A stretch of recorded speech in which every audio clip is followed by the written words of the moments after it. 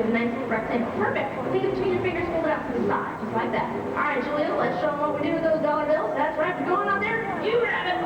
Right back up here to me, and where do they go? Right in my pocket. Nice job. Thanks, sir. Did great. Okay, anybody over here with 20? No, it hasn't worked yet. All right, go ahead. Stand back up for me. This time, hold your arm out to the side with your palm facing up. Perfect. Keep it nice and still. And Julia, I'm going to walk over. He's going to fly this all the way back. Put them on your hand. Wrap your fingers around it. Very nice, sir. Thank you so much. Excellent job. You did it already. Well, that is amazing. It is a flying ATM machine. But you know, folks, it's just like Guano Joe has always said, all birds are smart. Now, these two equal all of them. Case closed. Joe, I'm sorry, but not all birds are smart as parrots. Huh? No. You know, well, we did see two very smart birds. So tell you what, let's take a trip down the other side of the intelligence scale. Now, this involves one of my very favorite misconceptions. That's about the wise old what? Owl. Owl. Very good. You've all heard it. Well, unfortunately, it's not really true. See, the owl is not the smartest bird in the bird world, but that's okay, because intelligence isn't everything. Isn't that right, Joe? Can I phone a friend? Okay. Well, tell you what, we're going to bring out a very beautiful owl. First, Joe, you can do me a big favor. Yeah? Since you're out there, could you find somebody from your tour group with a camera or a video camera that lets you up on stage for an extra special picture of an owl? That I do. All right, excellent. Go ahead. Right here. Come on. All right, now, before we bring out our owl, I want to explain a little bit more about them. I said they're not very intelligent. You see, they don't need to be because they have excellent adaptations to help them hunt well at nighttime. See, owls have excellent eyesight. They also have excellent hearing. They have the ability of almost complete silent flight, and that's what we're going to share with you today. All right, Joe, who'd you find over here? Well, this is my good and very brave friend, John. John, welcome. All right, John. Tell you what I need you to do is just take a seat right there. We're going to get a little treat for our friend Darwin. Now, I'll explain what's going to happen. Now, in just a moment, you're going to get some great video footage of Darwin, our Eurasian eagle owl. Now, he's going to be coming out of that window there. He's going to fly really low over these folks here. That stump where Jocelyn is, turn around and come all the way back to stage. So what you need to do is get that video camera up and ready, because you're going to get some great video footage coming right at your face, okay?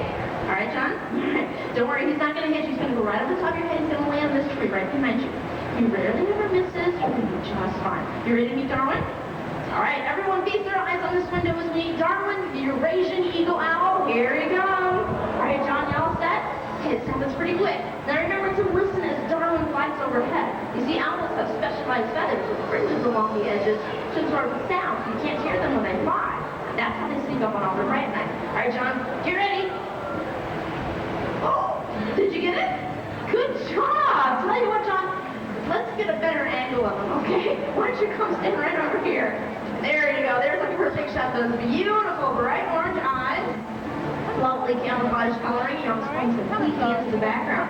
John, I gotta tell you, you are very, very brave. Let's give him a big round of applause. Thank you so much for coming up here. Excellent job. As I said, down there is a Eurasian eagle owl. This is the largest species of owl in the world. And just like all birds of prey, like hawks and eagles, owls are very beneficial in controlling rodent populations. Joe, did you know an owl that size could eat about 2,000 mice in a single year? Well, you know, that explains something, because since I've been in a non-deport, I have not seen one mouse or rat or... It's true. That's right, yeah. Darwin is number one. All day, Darwin is number one. Yeah, they love to work with it. Yeah, I gotta tell you something. I was so inspired by John that I think that I want to have a bird fly right in my face. Joe, I don't know until you're really nervous now. Well, no, I'm not nervous. Joe, stop! Oh, no. Ducks, Joe, ducks. I'm sorry, I didn't want you to miss some little Indian runner ducks. Aren't they?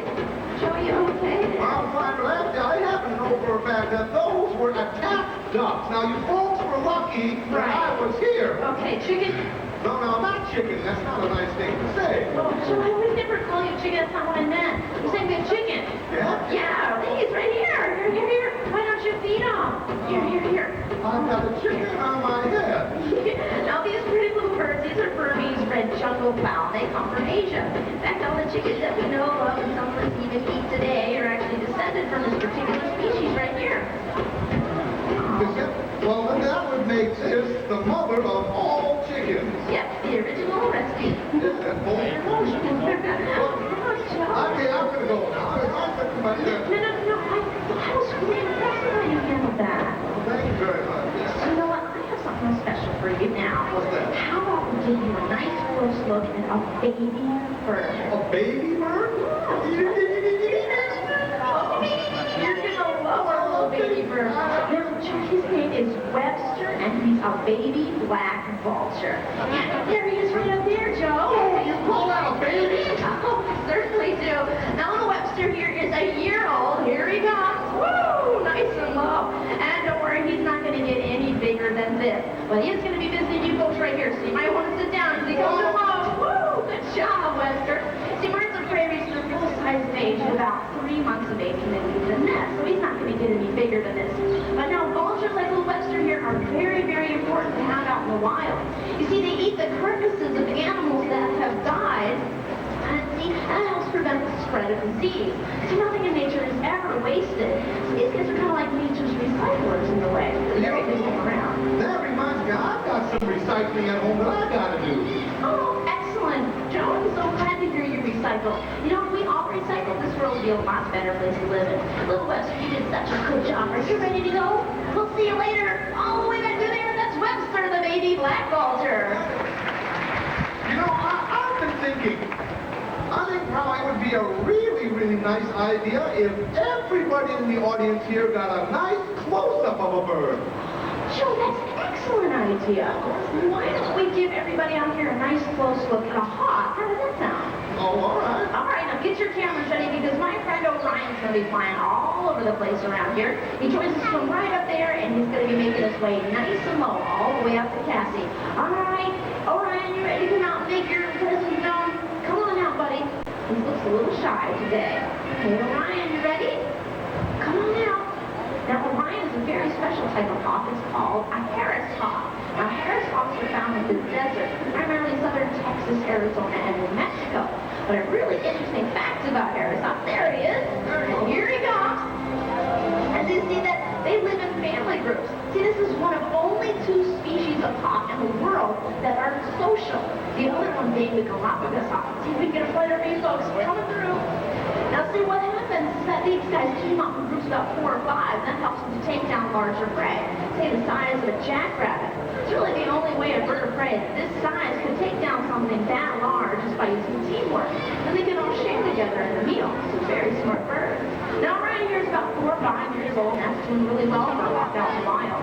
You see, 75% of all birds of prey have never lived past their first year of age. Now, why is that? Helps through a lot of natural causes, but believe it or not, a lot of people are still shooting hawks like this. They just don't understand how beneficial they are to our environment. All right, Orion, let's show this folks right over there, see how close you can get. You know, just like the owl, hawks are also very beneficial to controlling rodent populations. We like to have birds that go flying around. Are you going to be coming straight for you folks right here? So stay brave. Yay! Nice job, Orion. All right, we'll tail wave goodbye for everybody. Nicely done. You remember your way back home? All the way. That's Orion, our Harris hawk. Nice job, buddy. I have never realized how birds could be so important. Oh, they certainly are, and they are beautiful. But you know what? I have another beautiful thing. In fact, it's one of the most beautiful birds found in all of Africa. It's called the East African brown crane. There he comes in the back right over there. Good job. This is Fraser Crane. Now, Fraser has a 6-foot wingspan, and he wants to show off for everybody. Get those cameras ready. He's going to fly over all these folks right here to be on stage. He flies pretty low, so look out below. All right, Fraser, we're all ready for you. Open up those big, beautiful wings. Yeah, honey, the stage is this way. All right, you ready? Here he comes. Wow. Good job, Fraser.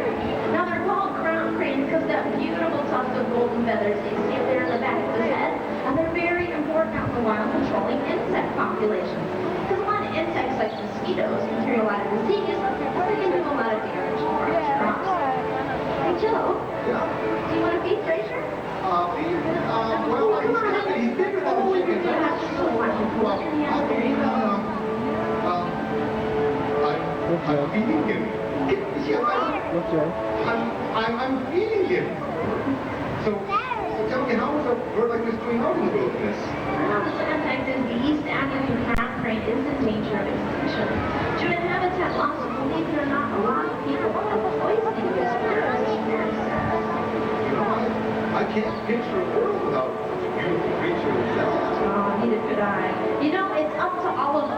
protect them. Fraser, you did such a great job. Are you ready to go? We'll see you later, Fraser. Isn't he beautiful? You know, it is up to all of us to protect them, and ladies and gentlemen, protect them we will, right? I Let sure us see you're going to get through this. hope he does all right out there, you know. It sounds like it's a tough life for a bird. Oh, now, Joel, I know it sounds very rough for a lot of birds, but no, there's some great stories out there. Take, for example, the national symbol of the United States of America, the American bald eagle. We have a very special bird. There she is right there. Now, ladies and gentlemen, this is Hope, and she's a living symbol of one of the greatest conservation success stories